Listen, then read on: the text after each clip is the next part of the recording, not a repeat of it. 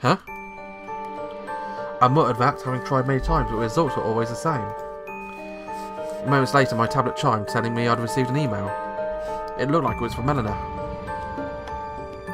There was a big movement of a market, I see.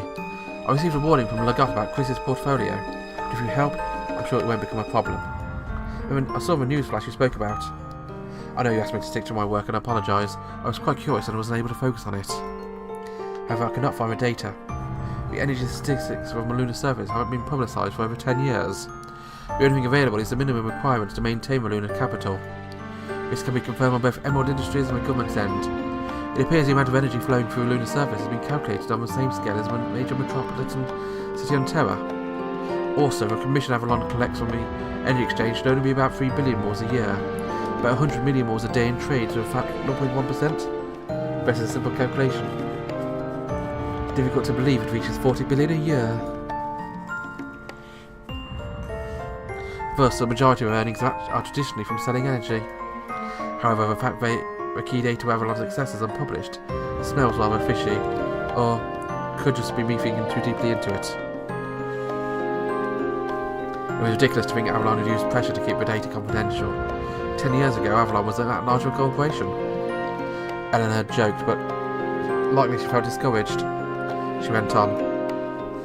If so, the only way maybe to go to all power stations and measure the energy output, where it may take some time, infiltration is feasible. Logically sound? Will that be realistic? I wasn't able to think of a way other than what Eleanor proposed. You could see something overflowing, you could measure it, but you couldn't see electricity. Even most of the transmission lines were underground. No way to grasp it? Or this could be the reason why Avalon could lie so openly. No, we can't conclude that they're lying yet. I was tainted with preconceptions of myself, but one thing did bother me. Can't be seen? Those words made me recall something strange. I felt overcome with a sensation I was missing something. There was a tool to assist in finding the answer. I wasn't sure of it. I didn't know what it could actually be. I started digging through my own memory, looking for something that would be a clue. Can't be seen, blowing electricity, and quiet infiltration tactics. Went over each one, but nothing held firm. Just my imagination. Then I realised. Eleanor. I lifted my head up and said it again. Eleanor. This was it. But what about it? I frantically went over the conversations I had with Eleanor and finally recalled it. The Fortune Corporation we talked about the Royal Central Hotel. Ellen said that the government would never approve the construction of a cannon platform. Why was that? Because it was land outside the lunar city was owned by the government. There were regulations on its use. That is to say, either observatories or power generation installations. We wouldn't be able to count those as a naked eye and get a correct answer. That would be a number nobody could fake. For a moment it felt like this was a path down to everything, but I gasped as soon as I came to realisation. The surface area removed was over 38 million square kilometres. Even the tiny major economic powers of Japan, my parents' birthplace, was only 380,000 square kilometres.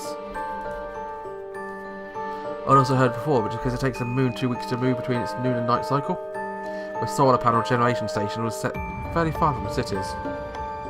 If it wasn't, when it was night of the cities, it would be night of the solar panels and we wouldn't be able to generate electricity. Unless we could use the satellites on the moon, it would be impossible to get a rough count, let alone an exact one. For a moment I gave up. There was one other piece of information that Eleanor had gave. Land requests. If there were restrictions on land usage, there should have been an application for processing for that. Similar application should give an approximation of the scale of each available generators.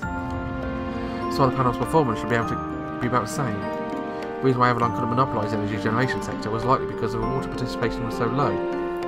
Unlike on Terra, nuclear, geothermal and hydropower required large-scale capital funding to create generation stations. Here, all you need to do is drop a panel and send it to the lines headed off to a capital. It could also be a perfect tool of air line to reveal that line in one fell swoop. That's because you could frame up their energy output on your wall from the total volume of air applied and purchase land. You'd be able to tell how much of their earnings were actually coming from the energy sector. But therein lay the biggest problem. How could one check on these application documents?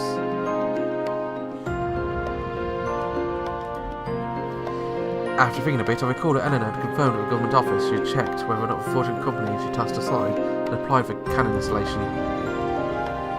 I laid to Eleanor what I'd come up with, and asked if she could check on it. This time it took a moment before she replied. Past the time while looking over Quizz's leaked program data. After 10 minutes, Eleanor had written back to me. I do believe that was a wonderful revelation. However, the government office data is divided into wards, meaning it's impossible to inquire about which land has applications for its usage. There's no way to ask which company gave what applications. I did have quite a bit of trouble with that government office when I looked into a fraudulent company. I do believe it may be a method in which a government office handles their data. Damn it. I experienced firsthand exactly what terrible government offices are handling data. There was a huge demand from Terran immigrants, so paper documents were still used at many of them. It got to a point where officers couldn't keep up. There's such a reason I could mark land into classifications. Company changed frequently, as did company owners. There'd definitely be no change in assignment if it was land from these points. Except it would be possible to use infiltration tactics from this method as well. So I'll do a bit of digging. There may be limitations from just the state of affairs. The moon is smaller than Terra, but it's still quite large. Eleanor's email ended with that disheartening sentence. I regretted what I came up with and might have just brought up Eleanor's hopes for a moment. I thought it still might be possible if I was to directly peek into the database. Directly. One thing came to mind which could make that possible. Relationships. Your connections to others were one of your assets. I sent to Eleanor. I'll look it up on my end. Don't feel too down about it. She replied with thank you very much. I topped on my tablet and it displayed with contact information. No experience is worthless, I thought as I looked at Rayna's contact information. Finally time to cash in on Rayna.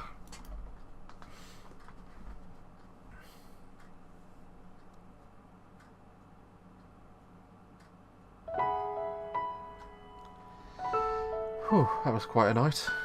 The next morning, the lunar capital became an ice kingdom. At least that's how it felt. That was the first time I realised cold could be painful. If I told Risa that, she'd be shocked but laugh. I doubted her and thought, damn Terran, when she told me to wear gloves if I went out. But once I'd put them on, they were actually quite warm. Gloves are considered working class gear on the moon, but on Terra, they seem to also be used to stay warm. That being the case, I walked through the outer district, but dome lights burned, causing the frost scattered here and there to glisten, as I made my way to a streetcar station. It had only been a brief period since I stopped commuting to a government office, but I felt like it was years ago. This is probably what it was like when your point of view changes. Oh, sorry. I was looking out towards the streetcar, was spurting out people. A voice came to me from behind. When I turned around, Rayna was standing there with coffee and appeared to be a veggie sandwich in her hands. I thought I still had a bit of time. No, it's still early. It's fine. Is that your breakfast? While I felt a bit relieved that Rayna was the same as always, I did feel she appeared somewhat more attractive.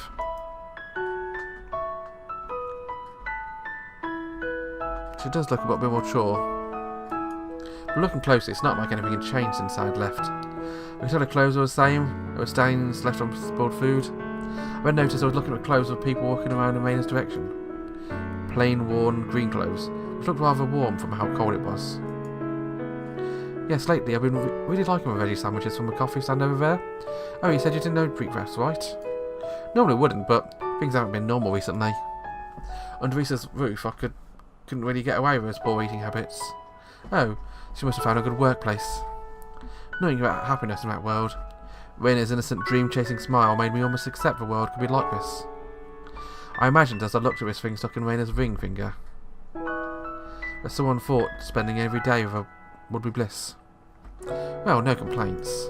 That's great, so we can do this as we walk. Also eating is fine. I said that when Rayna stole glances at the sandwich. Older me former boss giggled with a tee-hee-hee as she unwrapped with surprising finesse, but into it. So, you said you had a favour to ask or something? Yeah, she's definitely still with her same Rayna as always. Rayna actually wiped away mayo from her mouth with her index finger. When I was told her some on her right as well, she hastily wiped it off. Yeah, I I felt it would be better to say it in person than through mail. Oh, what could it be? Something I could actually help you with? She tilted her head mischievously, but for her this wasn't meant to be so much of a joke. She was an honest woman, incredibly honest and sincere. If you asked me of a rated capacity for work, I need to hold back a little. I believe you told me your position prior to this one was checking various application documents. She looked at me as she bit into a veggie sandwich and made an inescapable crunching sound as she tore a piece off. Then, after chewing childishly, she closed her eyes and swallowed. I suppose I won't be able to follow along too well. I'd like to take a look into a government office database. She looked at me as took a sip of coffee. It looked like morning inside her dome, but the temperature hadn't gone up much at all. When Raina moved her lips away from a coffee cup, an almost magical white breath rolled out. Is that for your job? Her eyes looked like one of some former outer district. She looked pretty stable when she was out and about. In the sense that it follows suit with my employer's intentions, yes. Do you think you can use that sort of phrasing to blow smoke again? No, you're no longer one of my subordinates, nor are you a government employee. She said so flatly. A highly moral government employee. I was a bit relieved she was like this. I guess you really did end up with work that isn't that good. Raina stopped as she looked at me and spoke. Getting money all of a sudden, and giving up your scholarship? Well, it certainly isn't something particularly grand, much like all jobs on Schrödinger Street, really. At those words, Raina gave an awkward smile. So, Haru actually is really good at stocks. Not really good, though I do seem to be a bit better than the average, though. I said it in a way that would displease Raina, and she did indeed put on a displeased expression. No, I have no intention of playing a part in money-making schemes. That is a dirty job. I was wrong about you. She began walking off after saying that. I wouldn't be able to catch up with her with my legs. That's why I yelled out instead. For justice! What? She looked back, her brow furrowed. This would be for the realisation of justice. My face was always expressionless. It made me appear sullen and occasionally upset. In this case, however, it probably made me look more serious. They say there's too much ill intent on the moon. What are you talking about? My employer is the type of person who says those things. That was in the car from Grand Central Hotel. We're heading to a restaurant. Eleanor was the same. She couldn't accept something distorted when it was in its distorted form. The type that's difficult in life. Raina was doing it in the corner of a branch office in the middle of nowhere, so that's fine for her. That wasn't the case for Eleanor. As Raina managed to read her emotions from my deadpan expression, she gave a small gulp. This isn't actually about making money. To be transparent, depending on certain factors, it will be possible to make some profits. Ask her just for consideration. What is it you want to know? I'll just hear you out. She allowed for such a change in position. I'd like to know how the land outside the capital, our cities, is being used. But answer seemed to have betrayed Raina's expectations. Huh? She looked rather let down. But you can give that information without asking me.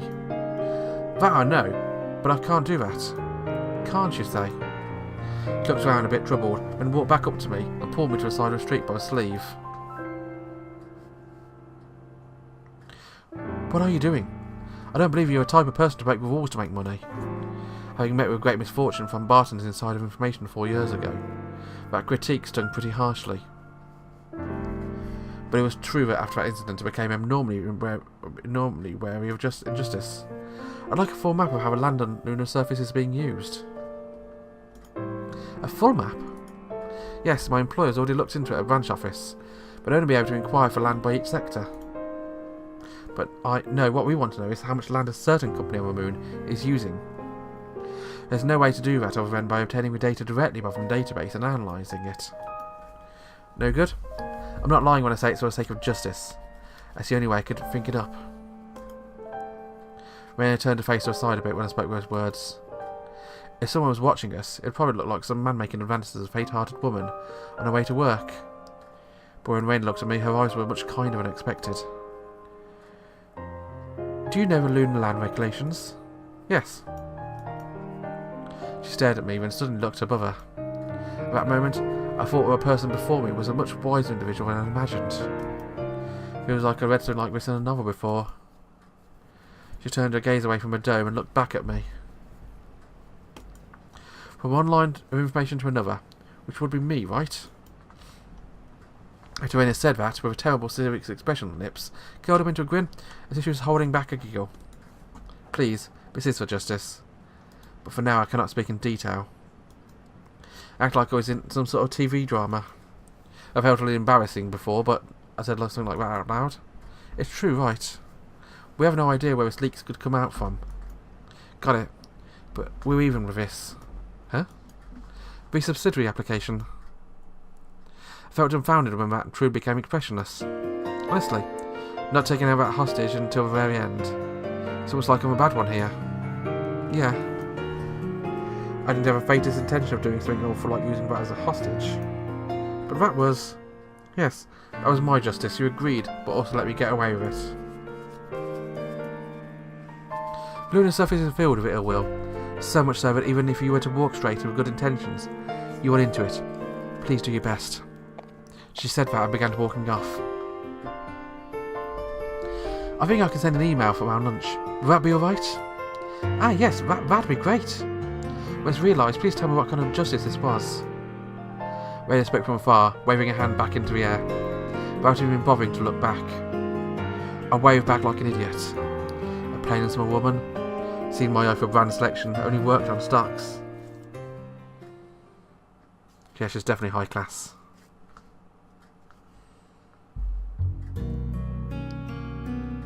And with that high class woman, I think it's probably time to end it here. And while I probably would love to record more of this today, I'm probably going to end this recording session at this point as well. So join me next time when I'm going to join back next time as well. I want to know where this is going. This is a fantastic story. I say you can buy World End Economica on Steam. You apply it other places as well, I'm sure, but definitely on Steam it's available. And definitely look into other Isuna Hasekura's works as well. I've said this before, but Spice and Morph is a bloody brilliant series of books. I'm looking over at the absolutely beautiful complete edition, which ironically now isn't complete.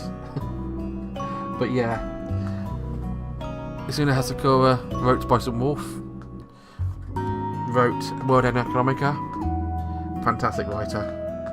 Fantastic game, even though it's more of a kinetic novel than a game because you don't really make any choices. But it's definitely worth a story. I think I've gushed enough about this now, haven't I? Join me next time when we find out what's happening. Until then, have a wonderful day. Bye bye.